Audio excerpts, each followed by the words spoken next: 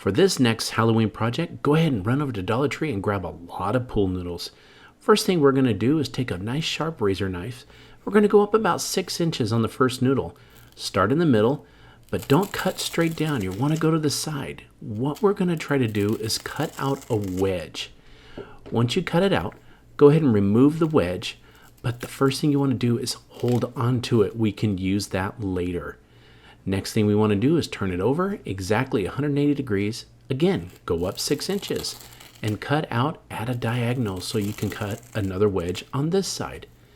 Again, save this wedge. You'll need it for later. Take some saran wrap, bunch it around that edge. You're going to pull those two ends together to make a point. You don't need to make the saran wrap pretty, not at all, because what we're going to do is grab a heat gun and very slowly start melting and surrounding the pool noodle with that saran wrap. Don't get too much heat on there though.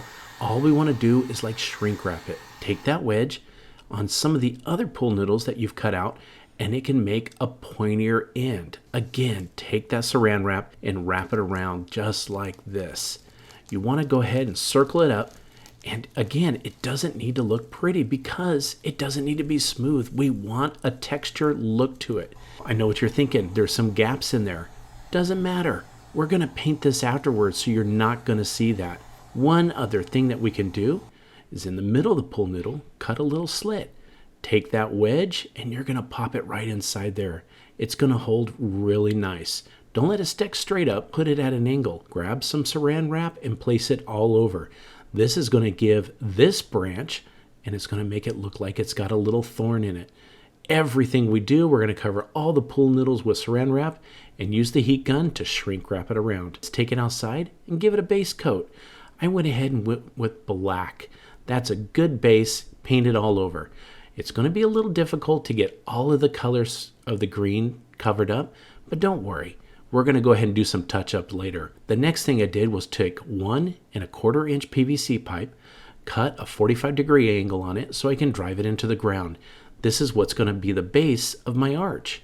Put that in both sides of the sidewalk, and then I'm going to take 1 inch PVC pipe and cut it to size. But the 1 inch PVC pipe goes right inside the 1 1/4, and it makes it great and strong.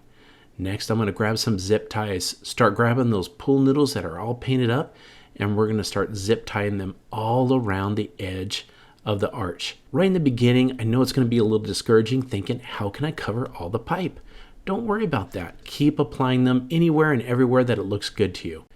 I had about 15 pool noodles that I made, and I just have branches and thorns all over them, all painted black. As you can see, I just went all around the arch where it looks like it really needed them, trying to cover as much of the PVC pipe as I can. Just go anywhere and everywhere, use your zip ties and cut off all the excess zip tie that you can and just cover up everything you can do. It just looks really amazing.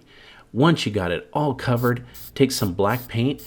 Any PVC pipe that's showing, go ahead and paint it black. Then it's time to two-tone. Grab some brown, add a little bit, not too much. And then last but not least, I grab some gray. Just randomly all over, gives it another little bit of texture to it. Look how amazing this turns out. You could almost looks like a real branch with the saran wrap and the paint. But last but not least, let's go ahead and grab one of them skulls and give it a lobotomy right on the back end from Dollar Tree. We're going to take that zip tie, put it right through the back, and that's how we're going to hold it onto the arch that we did. Put it on there, zip tie it, add a little color to it also with the black, and look at that. This arch turned out amazing. Got this from Dollar Tree also, a little lizard skeleton. It looks amazing. This arch just turned out better than I hoped. All the little trick-or-treaters are going to walk through it on Halloween night. To start this project, you're going to need a garbage bag, a tomato cage, and a pumpkin pail. I'm going to start by placing the tomato cage upside down. Next, I want to squeeze the ends in so they come closer to the middle. Next, I'm going to take a pumpkin pail and place it upside down onto the tomato cage, like so. I've got my outdoor garbage bag. I'm going to open it up and I'm going to place it over the top of the entire thing. Now I want to make sure to center up the top here, and then I'll be pulling the rest of it down below onto the ground. I've got some twine. I'm going to pull off a hefty amount and cut it at the top. And then what I'm going to do next is pull out the points here, center it up, and I'm going to go ahead and tie this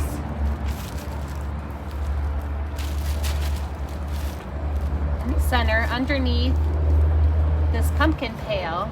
So I have a yard of tulle, and I'm going to place a bucket on top of the tulle, and I'm going to go ahead and stuff the tulle into the bucket like so. So here's a quick look at the tulle wrapped around the bucket. So I'm going to place some hot glue onto the top of the plastic bag here. And next I'm placing the pumpkin bucket on top. I'm going to place a battery operated light inside the bucket. Next I have a witch hat, and I'm going to place it onto the top pumpkin bucket head. So to give you the framework on how I'll be setting these up on my pathway to my front door, I've placed the tomato cage upside down over a lantern. You could easily use stakes or something else to help stabilize these. The other option is to use the front of the face and show her as well. Now each night I'll be going in and turning this light on so that she glows. So you can hot glue this on top to be stable, or you can leave it as is. Now the next step is totally optional, and what I have here is a garbage bag, and I'm cutting down the center of it, and it doesn't need to be perfect. And then what I'm going to do is, you can see these sections that tie, I'm going to go ahead and cut on one side of that as well. So what I have here is two pieces that have pulled apart, and I am going to go ahead on one end and I'm going to make a little knot. So I'm going to place a little hot glue right here on the back, and then I'm going to place the plastic strip that I cut on the back here. And then what we're going to do is place another dab of hot glue on the back of the knot, and then attach it like so.